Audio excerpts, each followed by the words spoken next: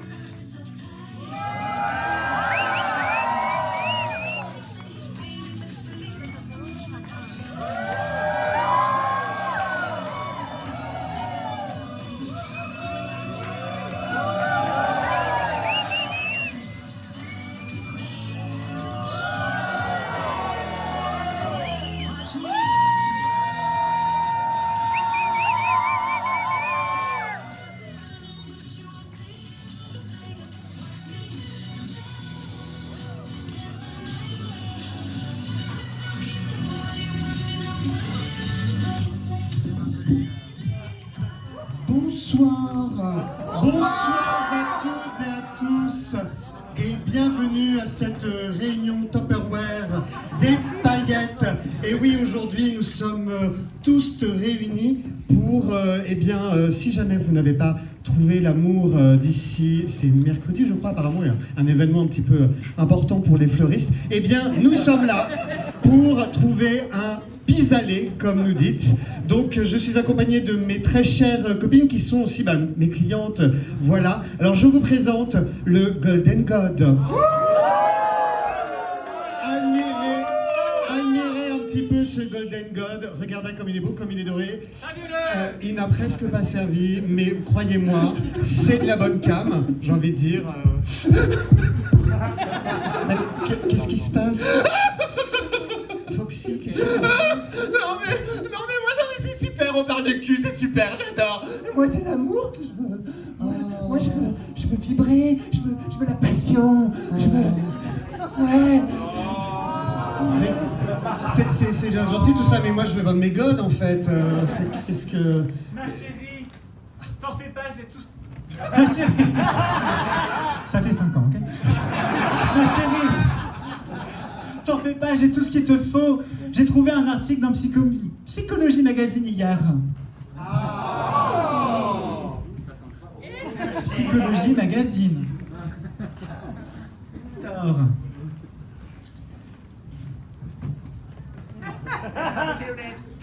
Ah oui, 5 ans d'écart, on est myope maintenant. On est presbyte. Alors, vous l'attendiez avec impatience à l'approche de la Saint-Valentin, le numéro spécial Amour. Alors, si Platon a écrit The Origin of Love comme étant deux parties de Barbapapa coupées en deux qui cherchent à se retrouver, les Grecs ont nommé beaucoup plus de types d'amour. Ah, ça vous embouche un coin. Ah, ben oui, rebouchez. Non, vous débouchez. Alors, Philia, l'amour platonique. Oh, comme je t'admire. Non, me touche pas. Okay. Agapé, l'amour désintéressé et universel, un peu comme l'Académie des Césars et Roman Polanski. Oui, c'est polémique. Storget, l'amour familier. Oh yes, daddy. Mani, l'amour obsessionnel. She's a maniac, maniac on the floor. Oui, j'ai répété. Le douce, l'amour ludique. Oh guili guili. Oh guili guili. Oh guili guili. Vous le connaissez bien celui-là. Pragma, l'amour durable. Chérie, t'as rempli le compost? Il y a besoin aujourd'hui. Philantia, l'amour de soi. Oh, être moi-même heureux. Oh, je m'aime. Oh, je m'aime. Et Porneia, l'amour dévorant. Papa, maman, j'aime le jus de viande.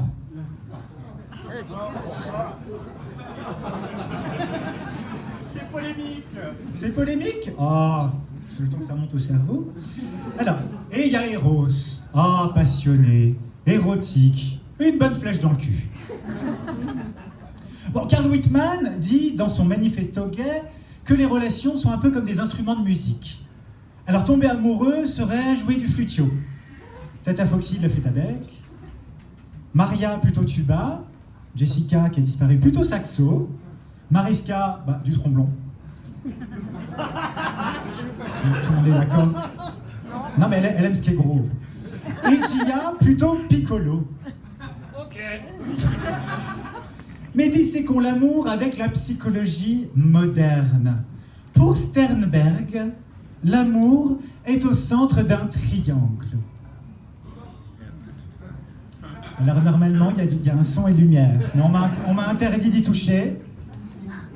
Non, je pense oui aussi, merci. Jessica. Je vais appuyer sur le bouton. J'appuie sur le bouton, tant pis. On te regarde, vas-y. Elle va me tuer. J'ai tout cassé, j'arrête, j'ai tout cassé.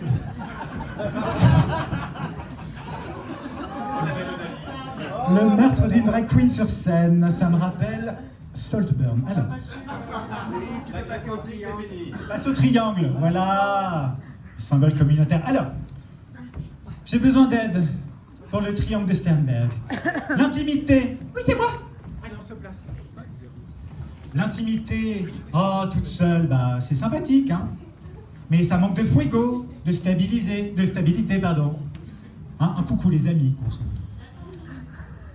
Dans un autre coin, l'engagement. Ah, c'est moi ça.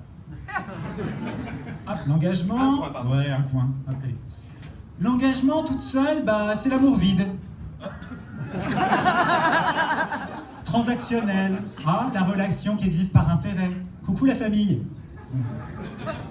Et dans le dernier, la passion. C'est moi ça. Ah, la passion. Bon, toute seule, il n'y a que idéalisation, sans véritable connaissance. Coucou Grindr. Alors, 2 à 2, il manquera toujours quelque chose. Hein. Donc, intimité plus passion. Ah, c'est un amour romantique, comme dans les films. Oui, c'est ça. Oui, je t'aime pour toujours. Oui, c'est ça, ça sent le Oui. boxman, ça sent le boxman. Moi l'amour. Oui. Bon, c'est immature et pathétique. L'intimité et l'engagement. Alors, l'intimité. Donc ça, c'est l'amour-amitié. Oh, le couple qui fonctionne, mais sans les élans du début. Ça fait 10 ans qu'on baisse plus. Mais non. On s'aime beaucoup. Et enfin, la passion et l'engagement. L'amour insensé, dicté par le désir de posséder Oh, mais l'autre. tu me fais mal. Tu me fais mal quand j'en perds une lèvre. Tu me fais mal quand j'en perds une lèvre. Moi, j'ai avalé les miennes, là. Une histoire, Voilà une deuxième. Oh là là. C'est comestible. une histoire dévorante, classique, mais qui s'effondre à la première prise de bec. Qui s'effondre à la première prise de vue. Oui, comme des lèvres. Comme des lèvres, voilà. Donc le véritable amour, c'est la complète. Œuf, jambon, fromage, intimité, engagement, passion, un véritable triangle amoureux. Merci. Alors les filles, au travail, hein. Effet spécial, attention. Mettez-vous dès à présent à la recherche de ce trouble parfait. Hein, le trouble, souvenez-vous-en.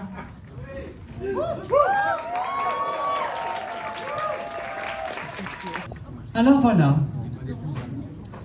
Moi j'aurais voulu avoir un amoureux. Au primaire, au collège, au lycée. Avoir une belle histoire.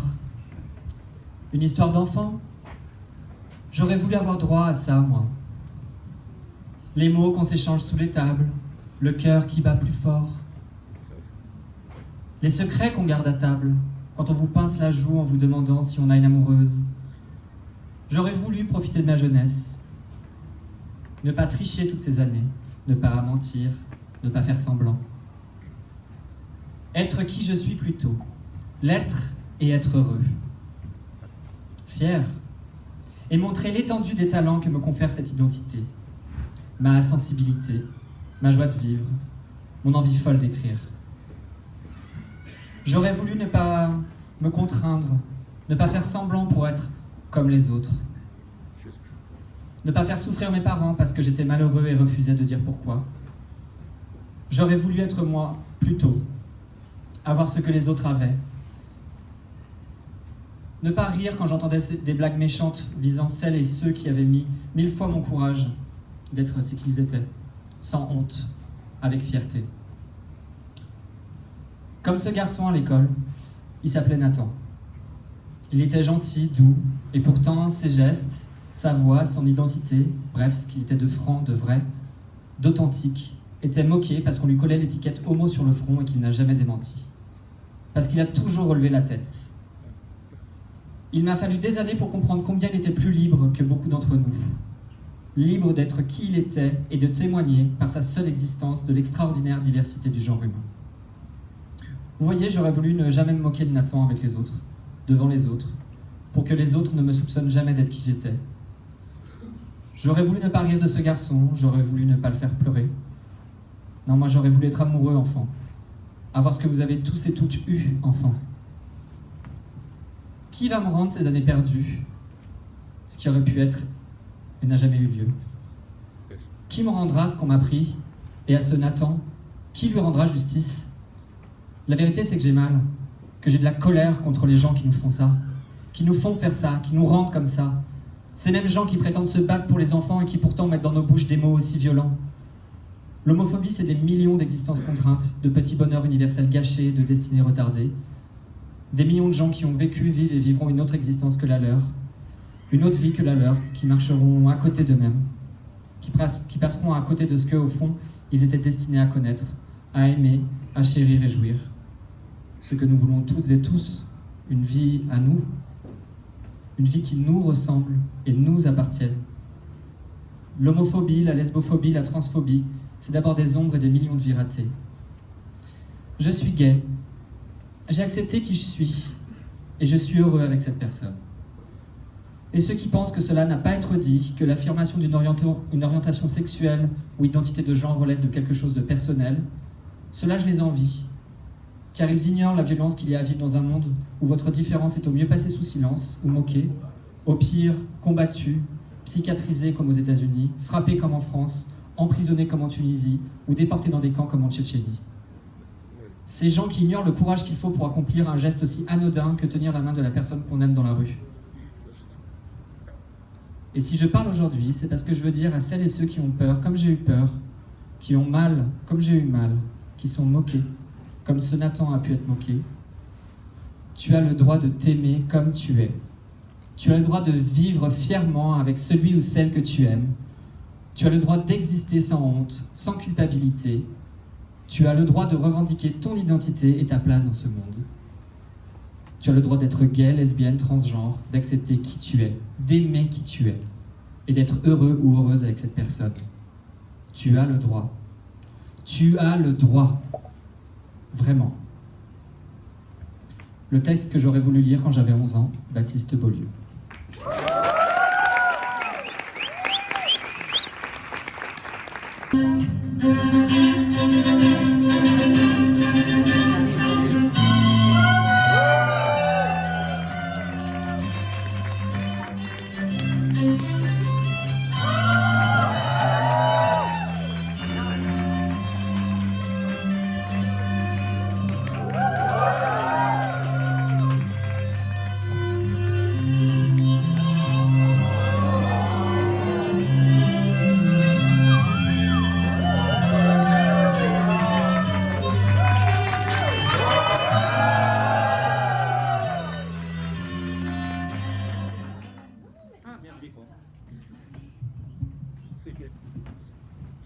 J'aime pas les mariages.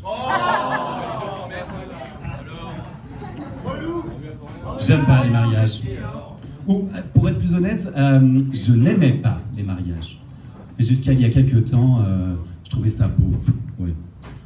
Très, comment on dit, matrimonial finalement. Et puis après, j'ai vu des beaux mariages. Les beaux mariages, c'est les mariages des gens qu'on aime. Et surtout, ce que j'aime maintenant dans les mariages, c'est les discours. Les discours, à chaque fois, ça me fait chialer, ça me fait un peu rire parfois, c'est pas mal. Et ce que je préfère surtout, c'est en faire des discours, les écrire. Il se pourrait qu'avec mon mec, on s'est dit qu'on se marierait jamais. Du coup, le seul regret que j'ai, que je ne pourrais pas faire mon propre discours de mariage. Quoique.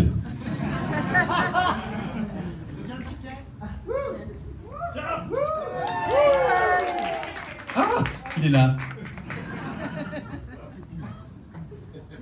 J'aurais pas dû mettre des gants. On s'accroche. C'est difficile de dire je t'aime. Les mots s'essoufflent, les flammes s'éteignent. Comme une pensée gardée en tête, mais qui nous reste sur le cœur. C'est un regret, une fausse erreur, un indicible comme une peur. Des je t'aime, j'en ai pensé des milliers, j'ai eu la flemme. Des pensées qui n'ont jamais fleuri, qu'importe combien j'en sème. Même si au fond, je sais qu'on s'aime, c'est difficile de dire je t'aime. Oula, ça commence bien.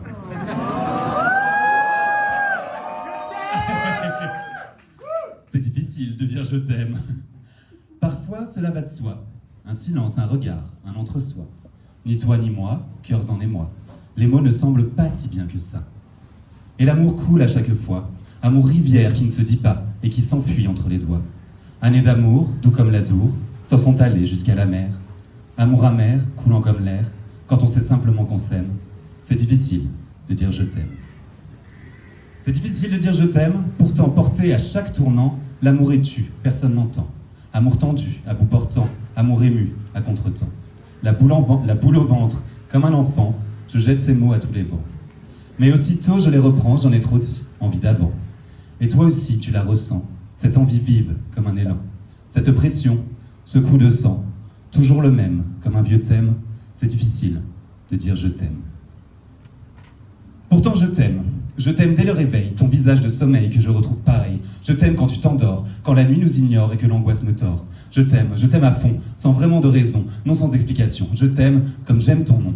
Je t'aime même si j'enseigne et que je te malmène. Je t'aime du fond des veines. Je t'aime et pas seulement du bout des lèvres. Je t'aime quand à la fièvre que la vie nous énerve. Je t'aime jusqu'à la lune, promesse inopportune à nos amours immunes. Je t'aime, ça nous déchire et je sais que je te fais vivre le pire. Je t'aime à chaque soupir. Je t'aime au-dessus du vide, la peur au fond du bide, mon désespoir avide. Je t'aime comme on en crève, quand nos cœurs se soulèvent. Et si le jour se lève, je t'aime comme dans un rêve. Je t'aime, ça t'a fait mal, je sais c'est pas normal. Je t'aime dans nos luttes animales. Je t'aime, j'aimerais faire mieux. Et quand on sera vieux, je t'aimerai droit dans les yeux. Je t'aime, oui, je t'aime. Je t'aime comme je ne te l'ai jamais assez dit. Je t'aime comme je ne te le dirai jamais assez. Je t'aime.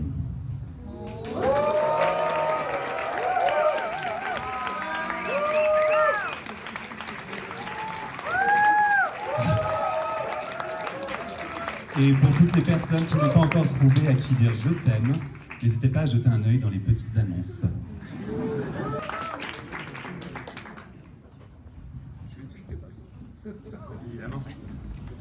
Poli. Existe-t-il des garçons à la fois étudiants, jolis, 22 ans, maxi, tendance rose, faucille, marteau, accès funky, roller skate, voyage, économie, histoire. J'ai 20 ans, je suis brun et très 1. Paris, Provence, étranger, bienvenue. Maurice, Médéa, 75009, Paris. Sans moustache. Jeune homme, moderne, 23 ans, bon physique, cherche complicité amoureuse avec jeune homme, physique convenable, doté, sens de l'humour, et dépourvu des moustaches. Régie Armand, 75001, Paris. Grand châtain parisien, Aux 37 ans, pas évident. Cherche...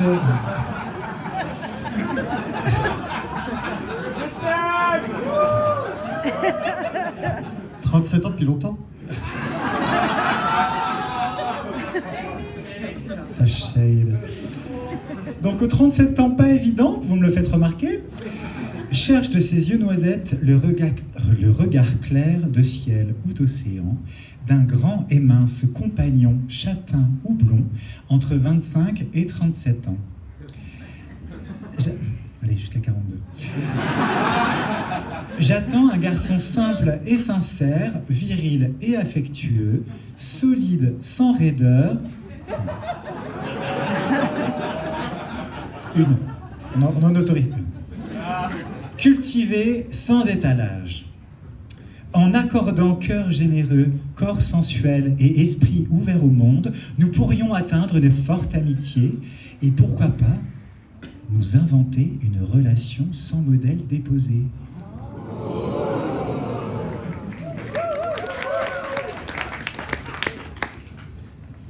Harmonie. Si le paumé bleu des longues nuits lyonnaises accepte de rencontrer le rose d'un solitaire, ne serait-ce que pour harmoniser leurs songes, qu'ils viennent retrouver le guêpier à l'oreille, celui qui se tiendra les lundis soirs suivant parution à 18h, place Rouville, haut par-dessus les brumes de la ville. Cœur ouvert. Cherche le prêtre. Moins de 45 ans pour échange et relations sexuelles. Michel, 75020. Guérir. Xavier, 23 ans, moustachu. Cherche à guérir une blessure. À se battre aussi pour ne pas rejoindre le troupeau de tous ceux qui se sont résignés à une vie solitaire et aux liaisons. Et aux liaisons. Ce texte n'était pas du tout censé être drôle. Et aux liaisons vouées à l'échec. Préférence pour les barbus ou moustachus 20-35 ans.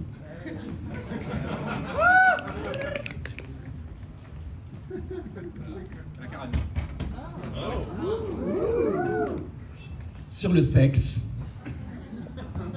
J'aime penser au bon sexe en le comparant à la pratique du violon. D'une part, deux personnes considèrent le corps de l'autre comme un objet capable de créer de la beauté lorsqu'elles en jouent bien. D'autre part, les joueurs communiquent par leur production et leur appréciation mutuelle de la beauté. Comme dans la bonne musique, on s'y plonge totalement. Et sortir de cet état de conscience est comme terminer une œuvre d'art, ou revenir d'un épisode de trip à l'acide ou à la mescaline. Et pour pousser l'analogie plus loin, la variété de la musique est infinie et multiple, en fonction des capacités des joueurs, à la fois comme sujet et comme objet. Les solos, les duos, les quatuors, ou même les symphonies, si vous aimez la musique romantique, sont possibles. Les variations de genre, ma perruque est en train de tomber. Quelle horreur. Les variations de genre, de réponse et de corps sont comme des différences d'instruments. Et peut-être que ce que nous avons appelé orientation sexuelle signifie simplement que nous n'avons pas encore appris à nous ouvrir à toute la gamme des expressions musicales. Carl Whitman, Gay Manifesto, San Francisco, 1969. Cinéma vérité. Tandis que je suis en train de rédiger, j'ai un jeune mec devant moi, 21 ans. Il est attaché, je lui file un coup de pied brutal dans le foie. Il ne peut se recroqueviller car il est enchaîné près du sol. Qui m'a donné cette annonce? Crie, bref. Je cherche d'autres mecs, M comme lui, maximum 24 ans. J'ai approché une aiguille rougie sur sa poitrine, panique du regard, je le frôle avec, j'enfonce, point d'interrogation. C'est fait. Eh oui. Tout vient à point à qui c'est attendre. Cri plus jouissance suprême. Il est temps que je le sodomise. Contact Bertrand Allen par Dupont-Dupont, BP 50 75 010 Paris. À vos stylos.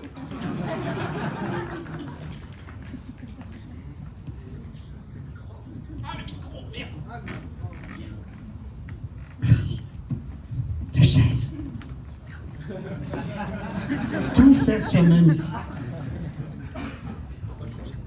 Ça ira, merci, vous êtes bien aimable. L'une était anglaise, l'autre américaine. Poétesse, amoureuses l'une de l'autre, mais encore plus de la langue française, au point de correspondre entre elles en français la plupart du temps. Voici quelques extraits des lettres adressées par René Vivien à Nathalie Clifford Barnet. Pauline Marie Tarn, alias René Vivien, est née en 1877 à Londres, tandis que Nathalie Clifford Barnet a vu le jour en octobre 1876 dans l'Ohio. Entre elles, la passion est immédiate. Dans ses lettres, René explore ses sentiments aussi loin que possible. Seule la passion compte et son amour dans lequel elle se brûle. Et puis, entre retrouvailles et séparation, la passion finira par s'éteindre doucement. René Vivien mourra en 1909, alors que Nathalie aura encore une longue vie devant elle et entretiendra par ses écrits le souvenir de son amie poétesse que l'on surnommera Sappho 1900. Voici quelques extraits de ses lettres. 16 janvier 1900. C'est toi qui portes au front la grande lumière. C'est dans ton cœur que chante la musique sublime. Pourquoi parler de mes vers à moi? Ils sont pauvres à faire pleurer. Rien de ce que j'ai senti à en mourir n'a pénétré dans la froide argile de la forme insuffisante. Et pourtant, que d'émotions rares et de frissons et de rêves, que de douleurs et d'inquiétudes sont en moi. Je t'aime, ô mon cher grand poète, adorable et superbe, d'avoir écrit ces vers lumineux et de les avoir pensés. Je t'aime d'avoir autant de divinité en toi. Je t'adore avec la religion d'un culte. Mon âme est pieusement prosternée ce soir. La beauté de ton âme triomphe. Été 1900. Les remous de la mer ondulaient dans ta robe. Ton corps semblait le flot traître qui se dérobe. Tu m'attirais vers toi, comme l'abîme et l'eau. Une immense fraîcheur s'exhalait de ta peau. Et tes vagues cheveux flottaient sur ta poitrine. Mystérieusement, comme l'algue marine, décevante, l'attrait suprême du danger rendait plus doux encore ton sourire léger. Ton front me rappelait les profondeurs sereines, et tes yeux me chantaient la chanson des sirènes. Septembre 1900. Que c'est méchant de m'avoir laissé toute une journée sans tes yeux et sans ton sourire. J'ai été si triste et si souffrante pendant toutes ces longues heures que creusait le vide de ton absence. Puisque je tiens si peu de place dans ta vie, puisqu'elle est si remplie que tu ne peux pas m'en épargner une heure, pourquoi vouloir que je reste auprès de toi comme une chose devenue encombrante, qui ne fait plus plaisir et dont on n'a pas besoin? Je ne t'ai pas appelé auprès de moi aujourd'hui par fierté, espérant que tu viendrais toi-même de ta propre impulsion, que ton cœur te dirait que j'étais triste et seul sans toi.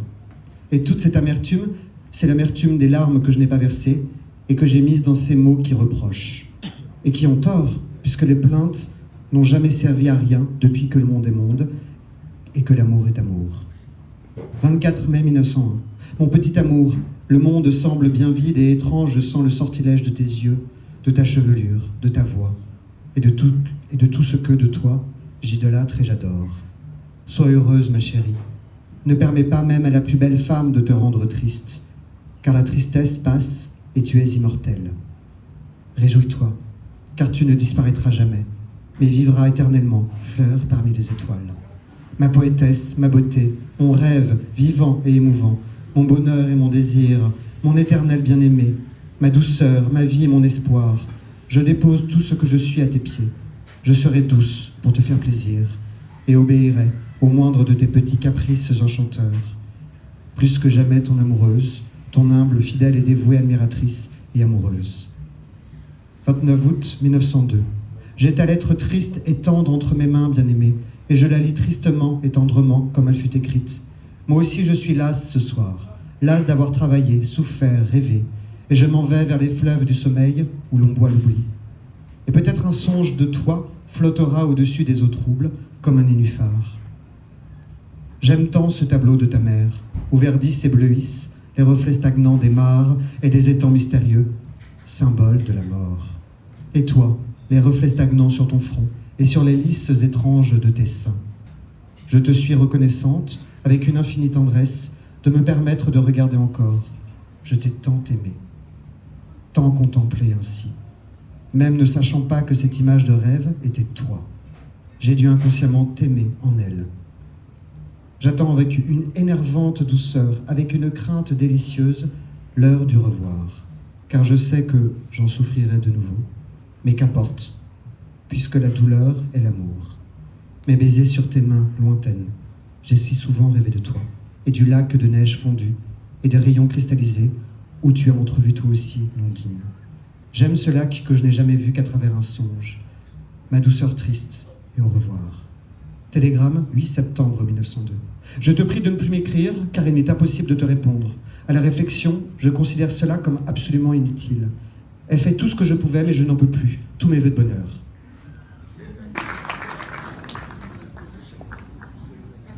Alors après cette ode aux amours lesbiennes, une fable de Pédale. Les Pédales et leurs amis survivaient tant bien que mal dans le monde construit par les hommes. Un monde de destruction et de violence. Entre les révolutions, les Pédales s'organisent. Et il faut vous dire que on peut avoir de la fumée, effets spéciaux. Il faut vous dire que certaines Pédales étaient plus belles que d'autres. Les belles ne voulaient toucher et être touchées que par les belles. Verger était la plus belle de toutes les belles Pédales. Et toutes les belles Pédales voulaient toucher Verger. Un jour, Verger s'est faite laide. Très laide. Quand les belles Pédales ont vu ce qu'elle avait fait, elles ont pleuré. Elles lui ont tourné le dos et l'ont oublié. Seules les Pédales laides voulaient désormais toucher Verger. Alors elle les a rassemblées et les a emmenées en haut d'une montagne où elles ont vécu dans l'harmonie et la joie. À mesure qu'elles apprenaient à s'aimer davantage les unes les autres, Verger et les autres Pédales laides sont devenues de plus en plus belles. Après plusieurs années, elles ont voleté du haut de la montagne jusqu'à la ville. Les belles Pédales ont été stupéfiées par ces créatures qui venaient d'arriver. Les belles Pédales ont voulu les toucher et les aimer éternellement. Mais Verger a dit « Non. Non. Vous êtes trop laide pour nous. Partez. Et aimez la Pédale la plus laide que vous pourrez trouver. Et alors nous vous aimerons en retour. » Bon, ça va la fumer. Merci Téchou. Alors, elles ont quitté la ville et fait ce qu'on leur avait demandé, répandant l'idée qu'aimer les plus laides rendait chacune plus belle. Un jour, enfin, toutes les Pédales, partout, étaient devenues si belles que personne n'y pensait même plus. Désormais, elles s'aimaient et se touchaient les unes les autres dans le plaisir et l'extase.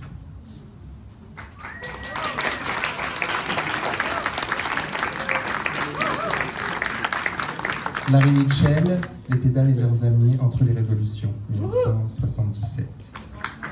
Bon allez les Pédales, les belles, les moches qui sont belles, les belles qui sont moches. On y va, on part en voyage.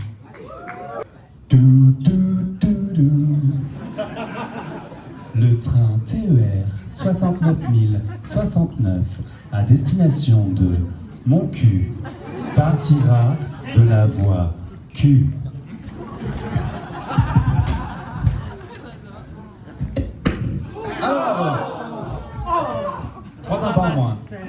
incroyable. Oh mon Dieu.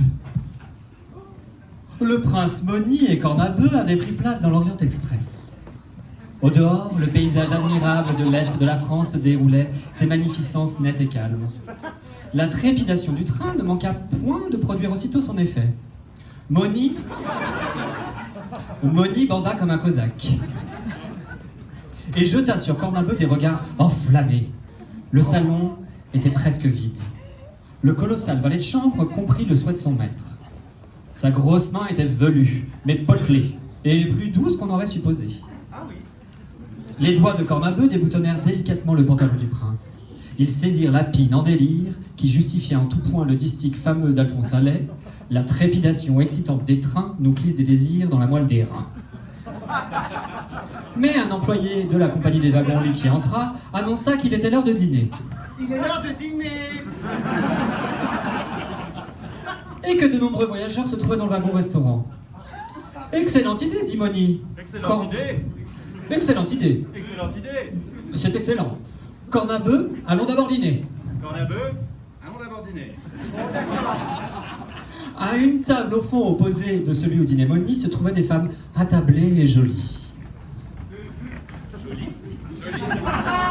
Jolies. On a dit les jolies. Cornabeu, qui les avait en face, les désigna à Moni. Alexine était blonde, de cette couleur tirant sur la cendre comme on ne la voit qu'à Paris. Sa carnation était claire, et elle semblait transparente. Cette jolie fille apparaissait dans sa charmante toilette rose. Rose, aussi délicate et aussi mutine qu'une marquise friponne de l'avant-dernier siècle. Cuculine, quant à elle, était brune. Oui, c'est toi, chérie. Des yeux gris pétillants de malice, et un grain de beauté poilu ornait le bas de sa joue gauche. Son teint était mat, son sang affluait sous la peau, ses joues et son front se ridaient si facilement qu'ils attestaient ses préoccupations d'argent et d'amour. Une fille se présenta à leur table. Une fille se présenta à leur table. C'est toi. Elle paraissait une serveuse de brasserie. C'était une plantureuse kelnerine, dont la croupe et la poitrine remplissaient indécemment l'uniforme qui la sanglait. Cette belle et grosse fille arriva gênée de son costume et marchant à pas de canard, les bras chargés de menus. La kelnerine? Je vous recommande le canard justement, mais pas le fondant au chocolat, c'est du surgelé Picard, mais c'est pas moi qui vous l'ai dit. C'est noté. La kelnerine, beau spécimen d'allemande de Brunswick, était lourde de croupe. On eût dit une robuste cavale luxembourgeoise lâchée parmi les étalons. Les cheveux blonds filasses la poétisaient assez, et les Nix Rena ne doivent pas être autrement. Le prince, non, c'était la serveuse. Le prince se retourna et reconnut en l'une d'elles, vêtue plus modestement que l'autre, Mariette, l'exquise femme de chambre du grand hôtel. Il se leva aussitôt et se dirigea vers ces dames. Bonsoir. Il salua Mariette et les autres filles et s'adressa à la jeune femme qui était jolie et fardée, à la prestance mondaine. Ah, ça c'est moi. Ah. Ses cheveux étaient décolletés à l'oxygéné qui donnaient une allure moderne qui ravit Moni. Ça te ravit, chérie. C'est votre texte. Madame, lui dis-je, je vous prie d'excuser ma démarche. Ah oui, c'est mieux. Je me présente moi-même eu égard à la difficulté de trouver dans ce train des relations qui nous seraient communes. Je suis le prince Moni Vibescu, hospodar héréditaire. Très bien, puisque vous êtes présenté, je vais me présenter aussi. Estelle Renange. La grande actrice du français? La dame inclina la tête. Moni, fou de joie, s'écria. Estelle, j'eusse dû vous reconnaître. Depuis longtemps, j'étais votre admirateur passionné. En ai-je passé des soirées au théâtre français, vous regardant dans vos rôles d'amoureuse? Et pour calmer mon excitation, ne pouvant me branler en public, je me fourrais les doigts dans le nez et j'en tirais de la morve consistante et je la mangeais. C'était bon, mais c'était bon. N'en dites pas plus. Mariette, allez dîner avec nos amis. Prince, dînez avec moi. Allez. Oh. Dès qu'ils furent en face l'un de l'autre, le prince et l'actrice se regardaient amoureusement. Oh. Récitez-moi quelque chose. Des vers. Bien, dit Moni, et il improvisa ses délicats sonnets mythologiques. Improvisation. Hercule et Omphale, le cul d'Omphale, vaincu, sa fale. Sens-tu mon Phale aigu? Quel mal! Le chien me crève, quel rêve! Tiens bien, Hercule l'encule. C'est exquis, c'est exquis. Délicieux, admirable. Moni, tu es un poète archidivin. Viens me baiser dans le sleeping car, j'ai l'âme foutative. Moni régla les additions. Auprès de la serveuse qui revient. Mariette et Cornabeu. Mariette et Cornabeu se regardaient langoureusement. Cuculine et Alexine de la même manière. Et dans la cabine, ils se mirent tous à poil. Mariette fut la première nue. Moni ne l'avait jamais vue ainsi. Mais il reconnut les grosses cuisses rondes et la forêt de poils qui ombrageait son con rebondi. Ses tétons bandaient autant que les vies de Moni et de Cornabeu. Cornabeu, dit Moni, encule-moi pendant que je fourbirai cette jolie fille. Cornabeu, encule-moi. Allez, ça s'enfile sec. Le déshabillage d'Estelle était plus long. Ah, c'est moi. Souffle. Souffle. Oh. Oh. C'est divin. Oh, c'est bon. Oh, c'est beau. Je sais plus ce que je dois dire. Oh, ça monte. C'était plus long, et ça monte à côté. Ouh là là. Oh. Et quand elle fut à poil, Moni s'introduisit finalement en levrette dans le con de celle-ci. C'est moi. Attendez, j'arrive. Allez-y. Alors. Et je commençais à jouir, agitant. T'es dedans? Je sais pas. À côté. Allez-y. Agitait son gros postillard, le faisant claquer contre le ventre de Moni. Cornabeu avait passé. Son nœud court et gros dans la muse dilatée de Moni qui gueulait. Cochon de chemin de fer, nous n'allons pas pouvoir garder l'équilibre. Approchement d'image. Mariette, qui regardait la scène, glissait comme une poule et titubait comme une grive dans les vignes. Moni avait passé les bras autour d'elle. Attends, ils sont mes bras. Vous avez passé les bras autour d'elle et lui écrasait les tétons, allez-y, hein. Il admira la beauté d'Estelle. C'est moi, dont la chevelure décelait la main d'un coiffeur habile. C'était une femme moderne, dans toute l'acceptation du mot. Cheveux ondulés, tenus par des peignes d'écaille dont la couleur allait avec la savante décoloration de la chevelure. Son corps était d'une joliesse charmante. Son cul était nerveux et relevé d'une façon provocante.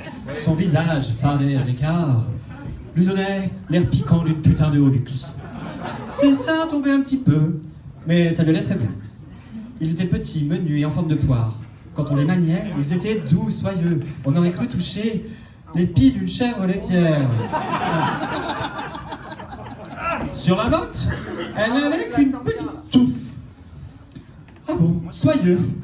Elle se mit sur la couchette en faisant une cabriole. Cascade. Cascade. Elle fait quoi? Et elle jeta ses longues cuisses nerveuses autour du cou de Mariette. Oh là là, ça va être...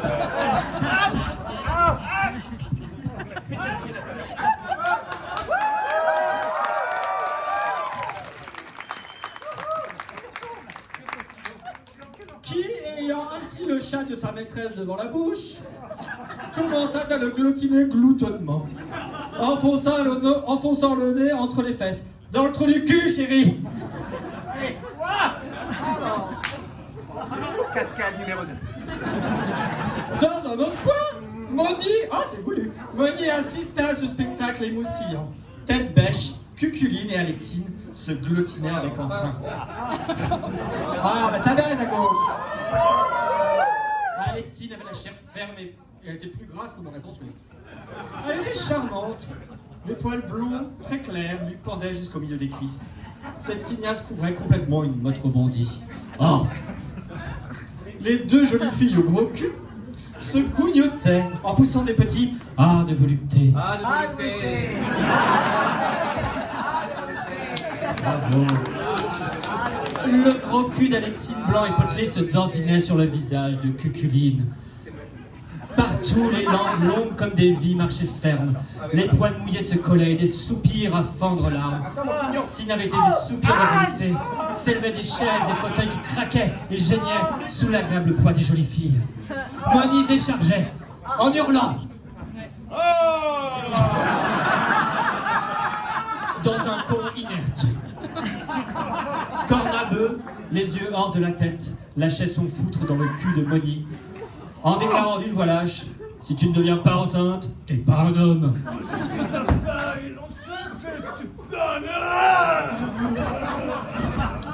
Et Guillaume Apollinaire, les 11 000 verges.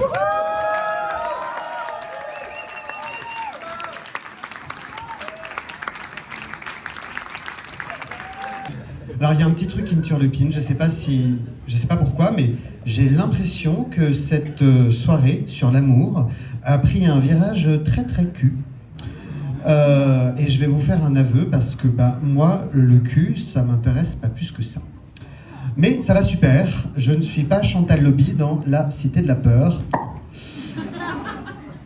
On vit dans une société assez omnubilée par le sexe où on considère que pour être épanoui, il faut avoir une vie sexuelle débridée et foisonnante.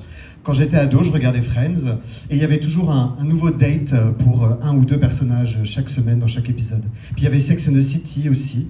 Fallait surtout pas être Charlotte, la coinceuse ringarde qui ne voulait pas coucher avant le mariage, ou si quand même un petit peu, mais qui était quand même un petit peu la plus candide.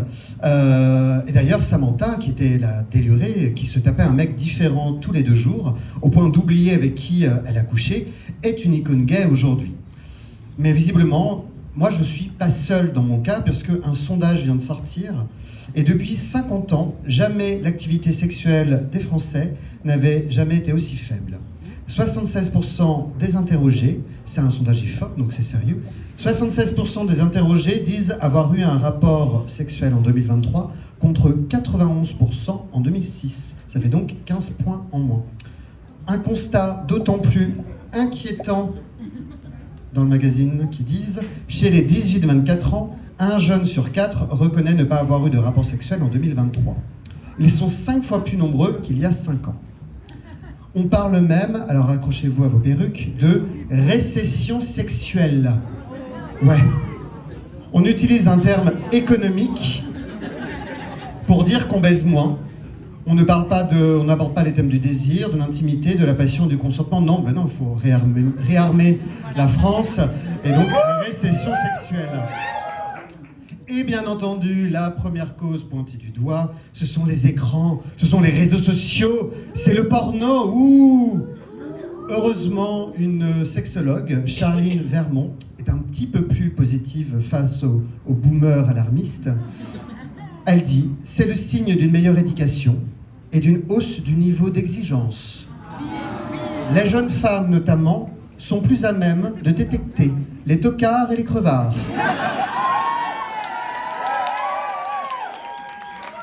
Elles décèlent mieux les red flags.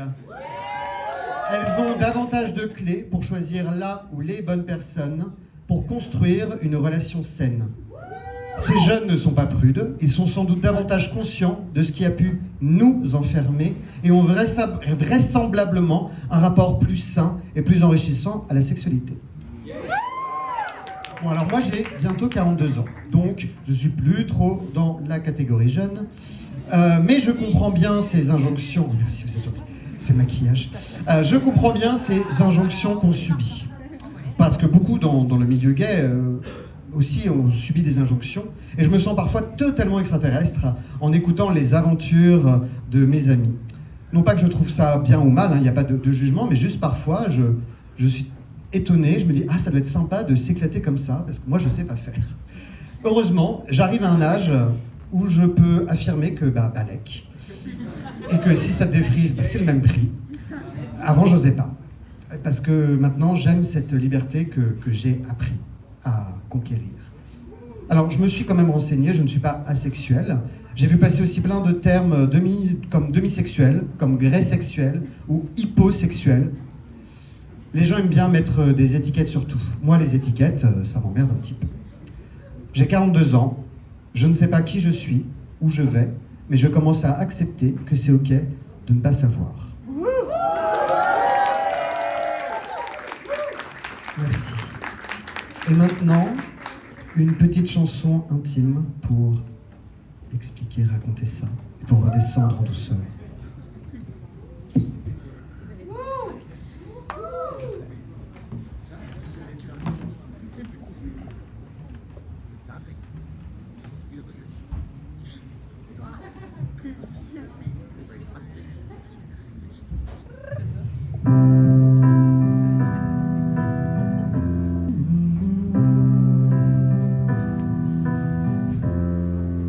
I used to float, now I just fall down.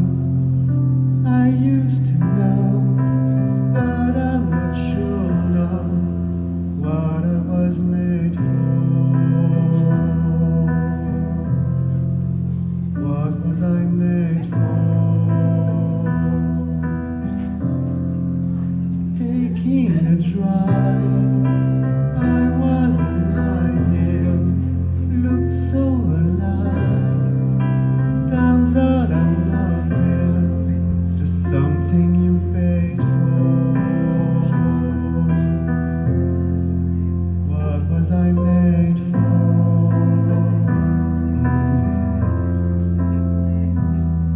Cause I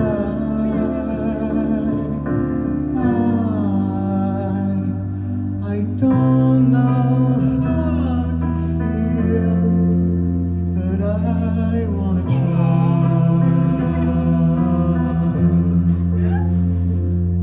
I don't know how to feel, but someday I might. Someday I might.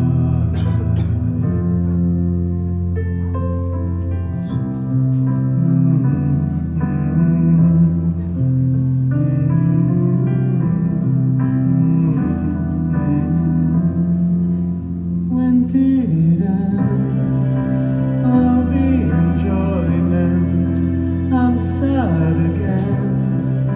Don't tell my boyfriend. It's not what he's made for. What was I made for?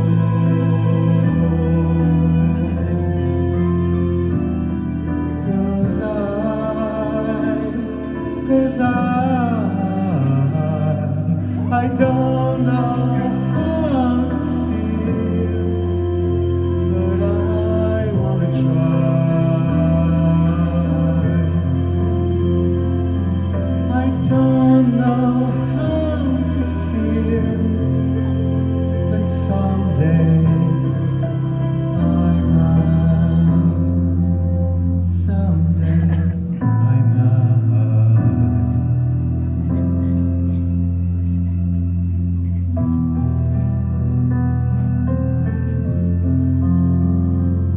When did it end?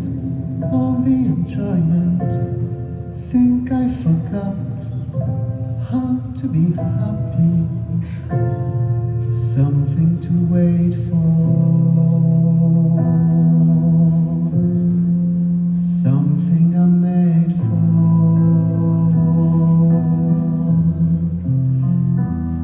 Something I'm made for.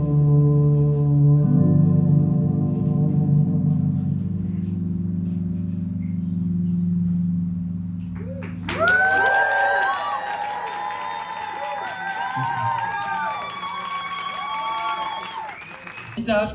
Toi aussi, tu sens que ton bas-ventre brûle parce que tu es jaloux. Eh oui, je te le confirme, tu es une merde.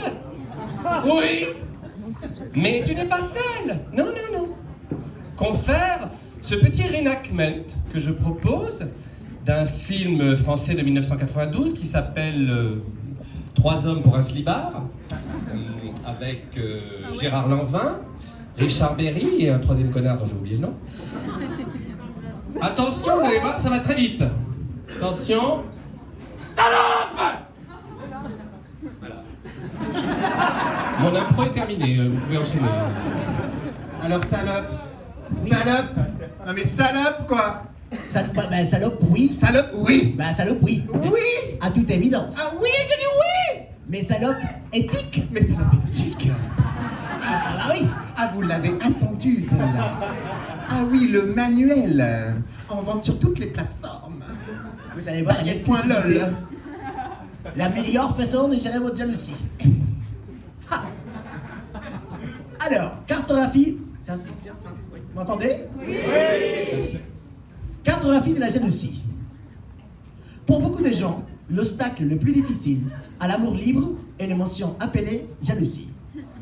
La jalousie est un sentiment extrêmement désagréable et la plupart des gens font tout leur possible pour l'éviter.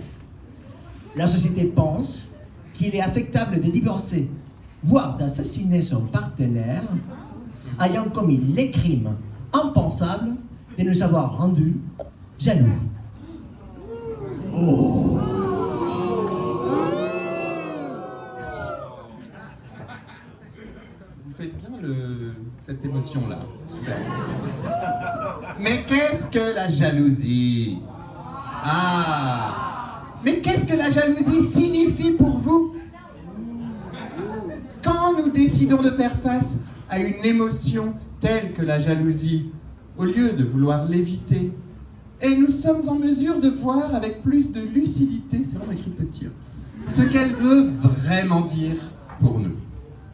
En réalité, la jalousie n'est pas une émotion. Elle peut se manifester sous forme de chagrin, de rage,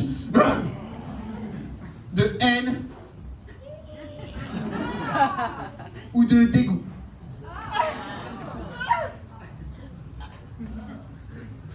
Ou de dégoût de soi. Tu vas trop loin là. Ouais, je finis pas mes phrases dans ma tête avant de les dire.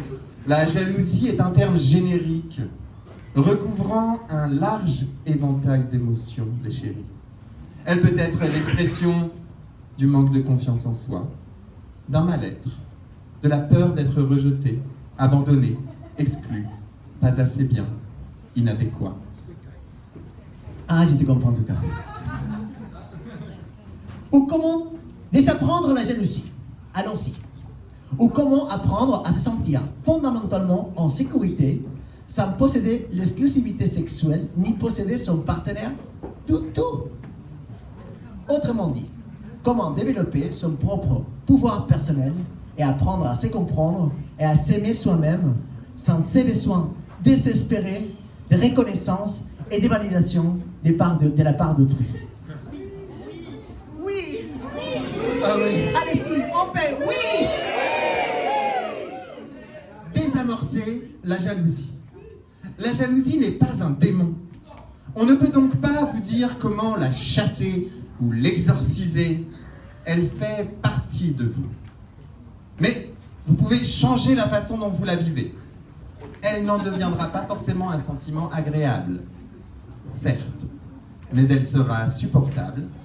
Une pluie chaude d'été plutôt qu'un typhon dévastateur. Une façon d'y arriver est de vous autoriser à la ressentir. Ça fera mal, vous aurez peur, vous serez perdu, mais de la jalousie, on n'en meurt pas. Vous êtes assez fort et assez forte pour la traverser sain, saine et sauf. Alors, rafting and eau vive. Vous voilà donc, coquille virissée, parcouru des vagues de douleur. Des vagues de douleur. Allez. Oh! Oh! Que faire? Mettez-vous à l'aise autant que possible et tâchez d'apprendre à surfer sur les vagues au lieu de vous y noyer. Ayez le courage de ressentir ce que vous ressentez. Vivez pleinement vos sentiments. Si vous les laissez suivre leur cours, vos sentiments douloureux, même les plus intenses, auront tendance à passer. Donc, une bonne stratégie consiste à vous mettre à l'aise et à patienter. Écrire un journal sans faire attention à la grammaire ou à la syntaxe, ce qui est un synonyme, hein, mais bon. Peut être un bon moyen de décharger vos sentiments et d'en apprendre plus sur vous-même. Il n'y a rien de mal à couvrir des pages de putain, putain, putain, putain, putain, putain, putain, je déteste ça. Certains préfèrent exprimer leurs émotions par le biais du corps et ont envie de courir ou de faire de la musculation, de nettoyer la cuisine, ou pourquoi pas vous procurer une raquette en plastique et vous acharner sur votre canapé. Agenouillez-vous. Levez la raquette au-dessus de votre tête et frappez sur le sofa de toutes vos forces. Ouais, vas-y, frappe, vas-y. Ouais, mon cul c'est un sofa, vas-y. Gardez les yeux ouverts pendant ce temps. Imaginez que quelqu'un ou quelque chose qui vous rend furieux est assis là, sur mon cul, sur ce sofa, à part vous, et vous hurlez tout ce que vous ressentez.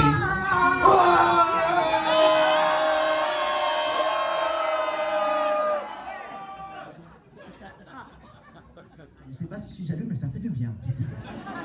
Vous êtes prêts pour l'étape suivante? Alors, prenez soin de vous. Lorsque vous êtes submergé par un fracas d'émotions diverses, demandez-vous s'il y a la moindre petite chose que vous pouvez faire pour vous sentir un peu mieux. Oubliez l'image d'ensemble, elle est sans doute trop complexe pour que vous compreniez tout de suite les contenus. Respirez. Détendez consciemment certains muscles. Mettez une musique relaxante. Enveloppez-vous dans une bonne couverture. Ça n'a pas l'air de grand-chose, mais dès que vous parvenez à faire quelque chose qui rend la situation un peu plus supportable, même un tout petit peu, vous êtes en bonne voie et apprendre à gérer votre jalousie.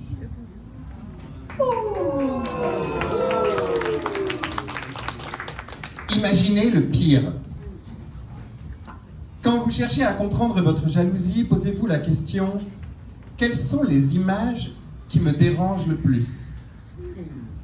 N'ayez pas peur de vous représenter la scène exactement. Et concentrez-vous sur ces images. Je vois, c'est bien, il y en a qui font les travaux pratiques, là, c'est super. De toute façon, il y a de fortes chances pour que vous les ayez déjà en tête. Donc, ça ne pourra sûrement pas être pire de le faire sciemment. Ces images effrayantes ne vous disent rien sur ce que votre partenaire est en train de faire. Rien du tout. Elles sont le reflet. Elles sont le reflet de vos propres peurs. Et un moyen de venir à bout de ces peurs est de les reconnaître. Et pour finir, n'oubliez pas les choses positives. Faites une liste de tout ce qui compte pour vous dans votre relation. Appréciez ce que vous savez et ce que votre partenaire vous apporte. Les temps, l'attention, l'amour, la cuisine étincelante, l'épanouissement. Dossie Easton et Fanny Hardy. Encyclopédique.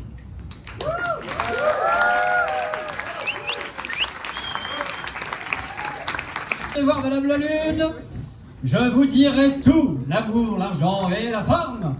Ah oui, c'est moi, Gia, la carte manchienne de mère en fille et de marin en parraine. Bon, carte manchienne à mes heures perdues, faut bien finir les fins de mois. Alors, oui, je suis Madame la Lune, je ne lis que dans les culs de bouteille, chérie. Vous tirez pas les cartes. Non, sombre idiote, non pas du tout. Je lis l'avenir que dans les fonds de tonneaux. Oh, mais lisez-moi l'avenir. Alors, Je veux connaître mon avenir amoureux. Très bien, mais à qui ai-je affaire d'abord? Oh, je suis Tata Foxy. Bon, on va faire avec. Alors, Tata Foxy, vous voulez que je vous lise l'avenir? Oui, s'il vous plaît. Très bien, j'ai pas du tout de connaître votre passé. Alors, déjà on va commencer par se détendre, ma chère. Respirez, prenez une bonne inspiration, soufflez par la nuque. Voilà, c'est très important. Comme je dis souvent, j'ai une seule ride, c'est mon 5e œil et je suis assise dessus. Maintenant, donnez-moi les mains. Et répétez avec moi. Chaude comme la braise, raide comme un bateau. Chaude comme la braise, raide comme un bateau. Chaude comme la braise, raide comme un bateau. C'est bon. Oh, d'amour. Je vois énormément d'amour. Vous êtes couru à la famille, celle-ci, il faut faire quelque chose. Alors, qu'est-ce que vous voulez que je vous fasse? Ah oui, je vous lise l'avenir. Alors, on va vous lire l'avenir, évidemment. Bon, bah, qu'on m'apporte un cubi. Bon, s'il n'y a pas de cubi, c'est pas grave. Donne-moi un fond de vinasse dans un verre, ça ira très bien. Allez où, Josiane? J'ai perdu, ma chère. C'était Hélène Ségara, ce soir. Alors, on va voir cette vinasse. Couleur bouléante. Bien gras sur les bords, un peu comme moi quand je mets un corset. Nez saillant. Oh, par contre, avec un fond d'haleine de bouc.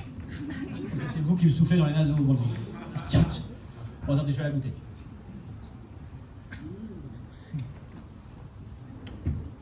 Oh, oh, je le pique avec infâme. Oh là là, oh, c'est horrible. Oh, là. Oh, mais je vois de l'amour encore. Oh là là, c'est fou. Oh mon Dieu, je vois votre avenir. Oui. Je vois. Oui. Mais oui, c'est incroyable. Oui. Ah, vous finirez avec un cajot. Oh, mais c'est un cajot de luxe, chérie. Vous finirez avec moi. Oh, c'est magnifique. Je ne pensais pas trouver l'amour ce soir, c'est incroyable. Écoutez, filez dans la forêt, ma chère. J'ai notre cliente qui m'attend. Alors, on a besoin d'argent ce soir. N'hésitez pas, on peut fourrer les soutifs après. Alors, attendez, je ressens déjà quelque chose. Oh, je vibre. Ça y est. Oh, je suis tout éliminé. Je vibre. C'est mon god. Non, attendez. Allez là. Oh, c'est bon. C'est vous. Mais c'est vous, Delich. Oui, je galère avec lui. Oh, elle galère. Je l'avais vu galérer avec son micro. Mais vous avez un amour un peu différent. J'ai l'impression un peu unique. Mais nous sommes pas toutes uniques et différents à la fois, j'ai envie de dire, la vie c'est un petit peu... Oh, pardon, je m'égare. On est sur Hélène Ségara. Eh ben écoutez, je pense que l'amour queer, ça doit être ça.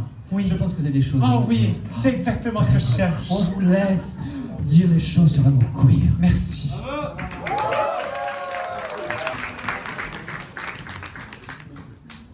Bon, maintenant plus personne n'est jaloux dans cette salle. Petit poème. Un chat se dandine sur la verrière au-dessus de nous. Catwalk sur podium transparent. Vue plongeante du toit brûlant. Plantes tropicales sur RBA. Coussins étalés, corps affalés. Monsieur propre aux bras croisés. Chanson triste et entre chats. Solitude queer, coup de gueule, bravo, c'est viva. Communauté, chaleur féline, griffe dehors, le chat s'en va. La musique du dance floor est plus présente. La boîte noire pulse. Ses battements emplissent le couloir et viennent s'échouer comme des vagues sur les conversations. Les beats hurlent au loin et se fracassent sur la verrière, emportant les dernières lumières du jour. Petit à petit, les pas des clubbers se posent sur les basses. À peine exploités, les tympans sont déjà essoufflés. Je me réfugie au premier étage. 2 pinces à seins noirs reliées entre elles par une chaîne noire vissée sur les oreilles. Oh, ça faisait joli pour la performance. Dans un camailleux parfait avec la casquette noire et le rouge à lèvres noir. Al Pacino dans le leather. Tout le cuir concentré au bout de mes oreilles. Une fois allongé, le garçon me donne la fessée, mais ce sont mes lobes qui crient de douleur. Compressé, les méridiens se resserrent sur tout mon corps. La chaîne pèse une tonne, mon souffle aussi. Ma poitrine n'arrive plus à se soulever. Je suis paralysé de l'intérieur. Les retirer, il faut les retirer. Mais mon regard est pointé vers le centre de moi-même. Ouvrir les yeux me coûte. Me dégager est impossible. Pousser sur ses bras de toutes ses forces. Réflexe de vie. J'arrache la chaîne. Je respire. Je reprends mes esprits, recroquevillé comme un petit animal. Ma carcasse prend peu de place sur le canapé. Alors que les corps s'en mêlent dans la pièce moite, la chatte glisse comme un serpent sur moi. Elle se love sur ma hanche en un frisson. D'un doigt, elle joue avec sa proie, une griffe qui dessine des arabesques, des chatouilles carnassières. Son souffle m'enserre, mon lobe frétille dans un sursaut vital. La fuite pour la vie dans un orgasme libérateur. Des secousses maintenues par le poids du chat qui s'apprête à se régaler. Tout croc dehors, elle se jette sur moi. La prédatrice enfonce ses dents dans mon crâne. Une sensation de vide catatonique, de vulnérabilité intense. Je ne suis plus rien que cet acouphène du crâne qui craque sous la pression. Des coups de langue râpeuse. Je ne suis que cette note aiguë, souvenir des vies antérieures qui se sont terminées ainsi. Je fais un avec mes ancêtres qui ont péri de vieillesse, de faiblesse, de témérité. Un bout de viande éternelle, une tristesse infinie. Je goûte le game over. J'en viens à douter de l'existence du bouton reset. Ça me donne le vertige. Je tomberais si je n'étais pas si fermement maintenu. C'est alors que les dents glissent lentement sur le bord de mon visage, se rétractent, remplacées par des lèvres. Un bisou et une léchouille viennent clore la session de torture. L'aftercare me fait planer. Doux baiser, rire volé, la jouissance au bout du doigt mouillé.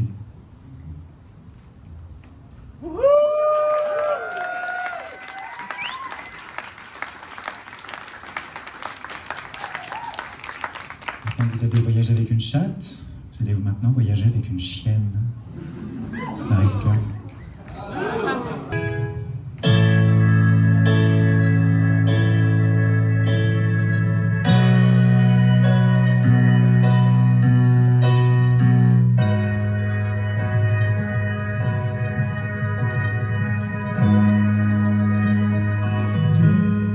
Estoy tan sola.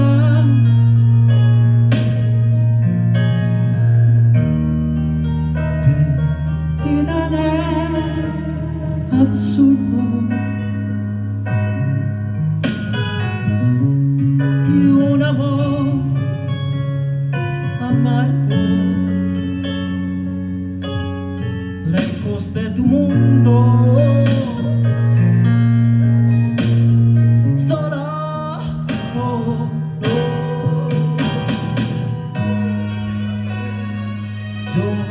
Yo si te pierdo, tiemblo al ver tu cara. Yo soy de mi dueño, perra enamorada.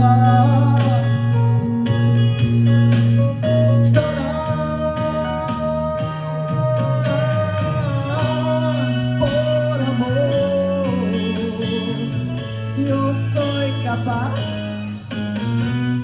de arrodillarme de pedir perdón, de dar la vida, pero ¿quién me curará? ¿Quién lamerá mi piel? ¿Quién? Si me quedo sola, te necesito.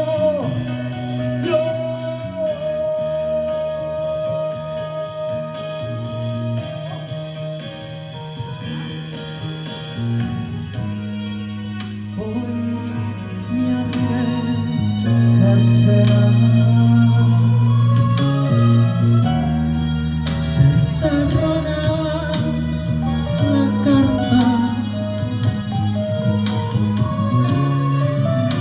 de tu corazón de yeso, regado por mi sangre y abierto para darte a ti sin mi carne. Por amor, yo soy capaz de arrodillarme a decidir perdón, de dar la vida, pero ¿quién me curará? ¿Quién lamerá mi piel? ¿Quién? Si me quedo sola, te necesito yo.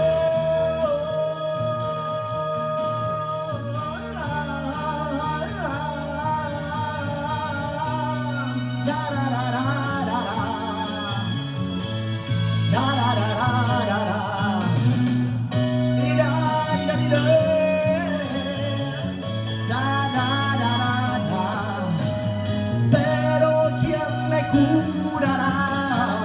¿Quién lamerá mi piel? ¿Quién? ¿Quién? ¿Quién?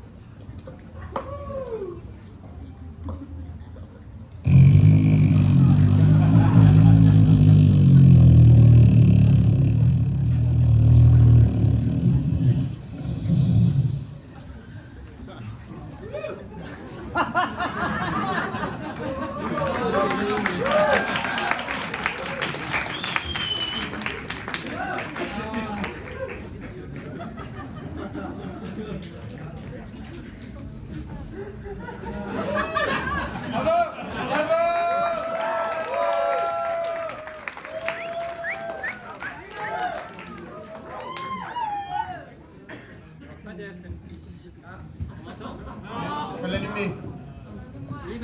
Il marche. Oui. Gisèle manque vraiment pas d'air, celle-ci. Ça tombe bien, j'en avais un peu besoin. Voilà, vous avez vu pour me remplir un petit peu. Mais je me sens un petit peu lourde, alors écoutez, je vais m'alléger un petit peu, hein, si ça vous dérange pas. Ça va ?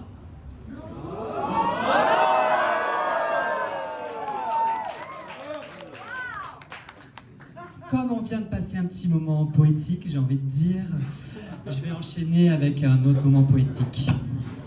Mais de mon cru ce coup-ci.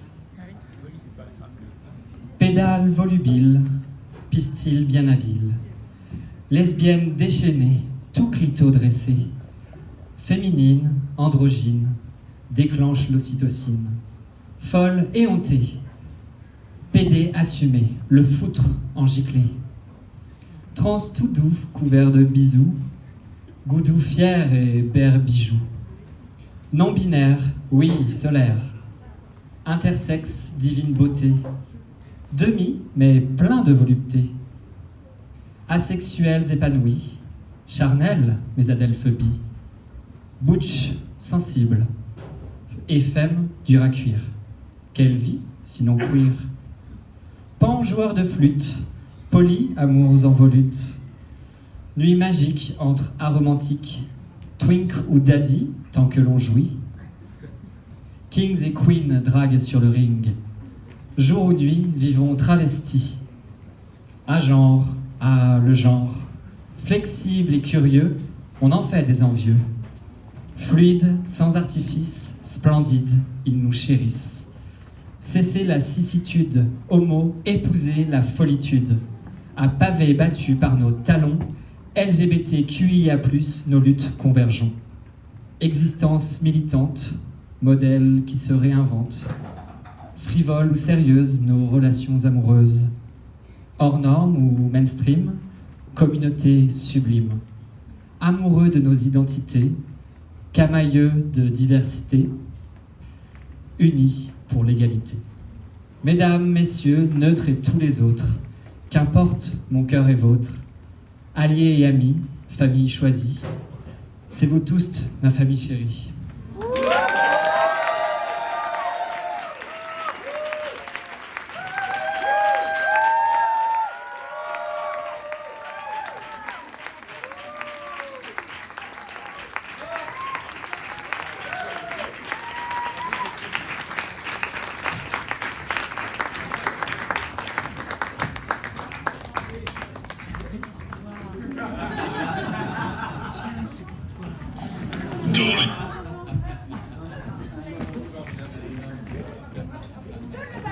Mademoiselle Mariscala, la servante, avait couché avec Brian, le mari de Milady Babouche. C'est mauvais. Oui, bon. La famille la plus renommée des bas-fonds de Santa Monica Cruz de la Vega. Par un mystère mystérieusement mystérieux, Brian avait disparu malgré des bruits douteux dans la salle de bain de la comtesse Jessica. Milady Babouche, en quête de son mari, court chez sa meilleure amie, Lady Truella, qui est également la grande matrone de la servante Mademoiselle Mariscala, et qui est complice de l'adultère de Brian.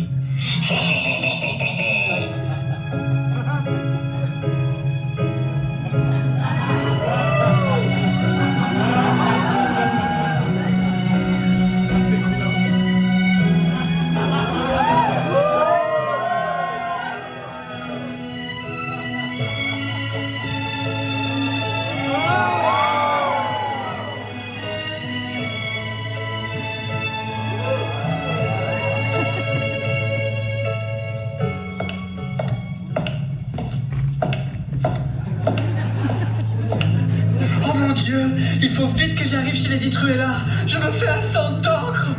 Et j'ai cette ongle incarnée qui me fait un mal de chien. Vite.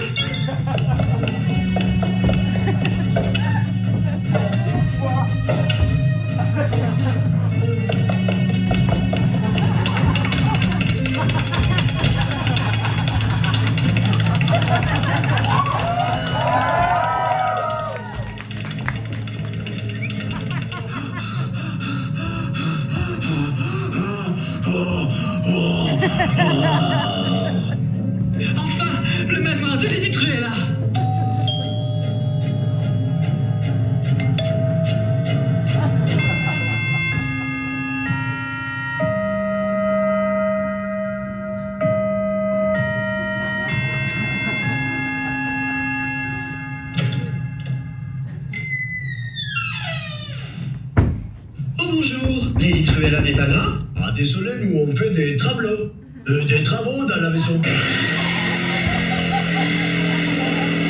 Oh, bonjour, ma chère. Désolé, je suis en plein ravalement de façade. Il y en a partout, c'est un cauchemar. Comme quoi, on peut s'appeler Truella et avoir des truelles dans son salon. Que me vaut le plaisir de ta visite, ma chère? Brian a disparu, c'est un drame. Je ne sais pas ce qu'il est advenu. J'ai appelé tous les commissariats de Santa Monica Cruz de la Vega. Je suis désespérée. Je vais faire un malaise vagal de la Cruz, je crois. Ma vie est fichue, je ne vaux plus rien. J'étais tellement amoureuse de mon mari. Tu sais, la vie, on vaut-elle vraiment la peine sans avoir d'amoureux? Vraiment, je doute, je ne sais plus quoi faire. Mon cœur est scellé sans balle. Reprenez-vous! Reprenez-vous! Oh! Entrez donc! Je vais vous servir un remontant de derrière les fagoteries. Avec plaisir, chérie. Ce sera un moment délicieux. J'espère qu'elle ne découvrira pas le secret que je cache et dont personne ne connaît le mystère secrètement gardé et qu'elle ne connaît pas. Pendant ce temps-là, à Dunkerque. Votre penthouse est absolument fabuleux, comtesse Jessica. Vous m'envoyez ravi, c'est un plaisir de vous recevoir. Vous formez un couple ravissant. Mes chers Foxy de la milliardaire et Miss Deliciosa, venez donc prendre le thé dans mon boudoir. Avec plaisir. C'est juste ici.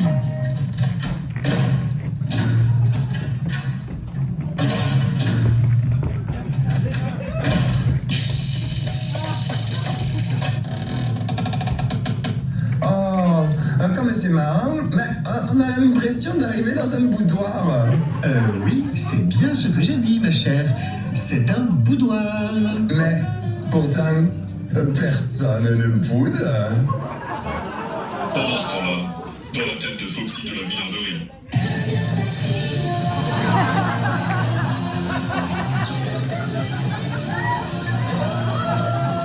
De retour à Dunkerque. Voulez-vous du thé, mes chers amis? Earl Grey ou Ceylan? Ah, si c'est là, plutôt un regret alors.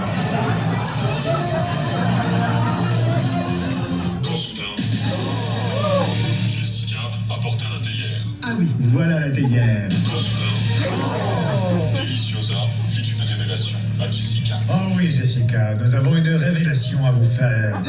Oh, comme c'est surprenant. Nous avons eu une folle aventure cette semaine avec un certain... Brian. Mais vous plaisantez. Je viens d'engager un nouveau majordome avec qui je m'acoquine. Il s'appelle également Brian. Oh. Mais tenez, je vais vous le présenter. Oh mon Dieu! Mais c'est notre Brian! Oh. Pendant ce temps-là, dans le manoir de Lady Truella. Suis-moi, ma chère. Allons au petit salon. C'est juste après la salle de bain. Lady Truella quitta Milady Bobèche en sautant d'abord par-dessus un tas de briques. Elle prit alors la dernière porte à droite. Ah non, un peu plus au fond. Ah non, il n'y a pas de porte à droite. C'était à gauche, de l'autre côté. Encore plus loin, un peu plus... Voilà. Vite, elle se hâtèrent et coururent dans le petit couloir qui était de plus en plus étroit. Au lieu de tenir pas en largeur toutes les deux, se bousculant coude à coude et se trayant le chemin en se prenant de plus en plus. De là, elles ouvrirent une trappe qui ouvrait sur une porte dérobée derrière la bibliothèque. Elles finirent par ramper dans un tunnel sombre et plein de poils d'araignée qui se collaient sur les visages qui ne bouclaient depuis des années. Eh oh! Elles continuent de ramper encore et encore pour enfin arriver devant la salle de bain. C'est merveilleux ces travaux, chérie. L'accès à ce petit salon est tellement plus pratique. Oui, vous avez vu, hein? Oh, bonjour, mademoiselle Mariscala. Que faites-vous là? Bonjour, très chère Gia. Vous me voyez navré. Je suis à vous tout de suite. Je terminais de m'épiler. Que sais-tu, Mariscala? Mariscala, ya. Me robaste todo. Me dejaste sola. Eres una maldita peluquera. I did everything you asked, Aubrey. And what did it get me? My husband's in jail and nobody cared. Figurez-vous que j'ai laissé à décanter ce merveilleux brandy de 12 ans d'âge que mon ami m'a ramené d'un voyage en Écosse il y a de ça peu de temps. Vous m'en direz des nouvelles, il est absolument exquis. Voulez-vous un glaçon? Oh oui, avec plaisir. Mais j'y pense. Brian revenait d'Écosse, justement. Cela faisait déjà des mois qu'il ne me touchait plus. J'ai même envisagé de l'empoisonner et de l'enterrer dans le jardin. Mais qu'est-ce que sont ces bruits? Ce n'est rien, c'est Brandon, notre jardinier, qui teste de nouveaux outils. Oh, je vais regarder cette fenêtre. Je suis curieuse comme une chatte.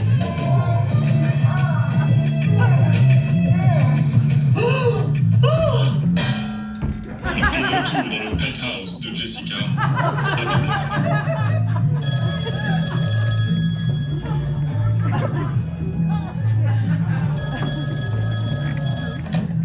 Oui, allô?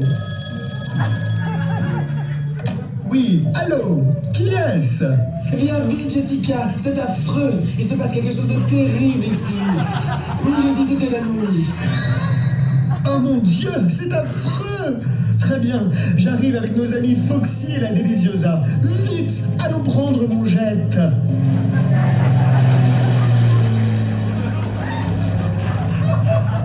De retour dans le manoir de Lady Truella. Mais que faisons-nous? Que faisons-nous? Il faut la ranimer et lui dire la vérité que Brian couche avec nous toutes et 1000 autres ladies que Milady. Et aussi Jason, le voisin. Et Jean-Pierre, mon cousin par alliance. Et aussi Jason, le voisin. Et aussi Bill Brandon, mon jardinier. Et aussi Jason, le voisin. Et vous oubliez l'équipe de water polo. Comment ai-je pu? C'est pourtant limpide pour moi, je vous aime tous. Il faut ranimer mon amour et que je lui dise la vérité. Je ne sais pas. Je doute. Moi aussi, je doute. Moi aussi, je doute. Moi aussi, je doute. Moi aussi, je doute. Moi aussi, je doute. Mais de quoi doutez-vous? Ah, Milady est en vie. Mais Brian, tu es là? Mais attendez, j'y pense. Comment est-ce possible? J'ai laissé Brian chez moi. C'est mon majordome. Vous ne savez pas tout. J'ai un frère jumeau qui s'appelle...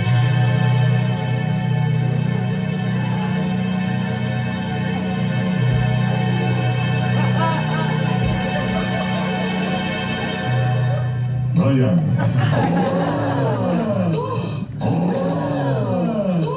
Qui a couché avec Brian? Qui était véritablement amoureux de qui? Milady Bobèche était-elle amoureuse du premier ou du second Brian?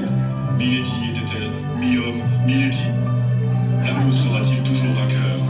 Vous le saurez peut-être dans le prochain épisode des Feux des Folles de l'amour.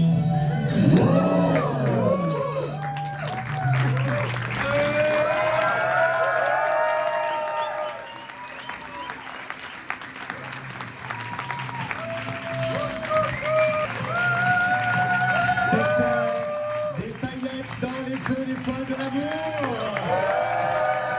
Avec Clémence Tru, Gia de la Bobèche, Maria Monarda, Tata Foxy,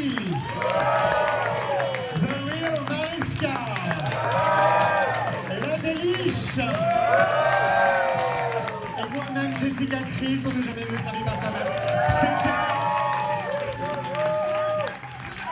C'était la meilleure réunion Tupperware que je n'ai jamais faite. J'espère que vous allez toutes et tous acheter des Golden God à la sortie. On a besoin de merch pour rembourser tous les légumes détruits pendant toute la soirée. On remercie infiniment tout le point éphémère. Vous avez été adorables. Merci beaucoup. Merci, merci Camille. Merci. Toute l'équipe. Toute l'équipe technique, à la lumière, au son, à l'administration. Merci au groupe public d'être revenu 5 ans plus tard. Ça nous avait énormément manqué. Je crois qu'il est... on doit guider la scène parce qu'il y a une autre soirée après. Donc, en revanche, on n'a plus le droit d'être ici, mais on vous retrouve toutes et tous dans l'atrium derrière les escaliers où là on va pouvoir mettre la musique, on va pouvoir boire un godet, papoter, s'amuser, faire la fête jusqu'à la fin de la soirée. Merci encore. Très bientôt. Prenez des cœurs. Prenez le cœur. Servez-vous.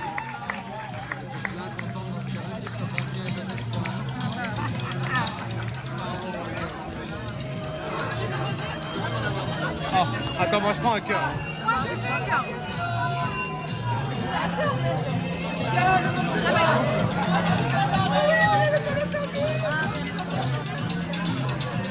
Non, on fait pas des caisses non plus. Mais qu'est-ce que tu fais?